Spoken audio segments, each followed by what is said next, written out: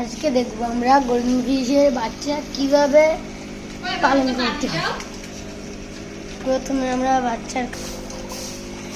বাচ্চাকে আমরা এই ব্রাউন শিট দিছি, দেওয়ার পরে আবার এই 3 দিন দিছি, দেওয়ার পরে এই পাউডার দিয়ে বাচ্চা পালন। আরো গোল্ডেন ফিশের বাচ্চা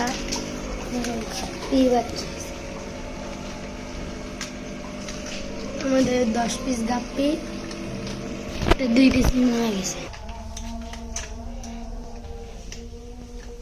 এখানে সাদা মলি আর ব্ল্যাক মলি আছে, লাল মলি 8টা, টেট্রা আছে, কই কাপ, আরো অনেক মাছ,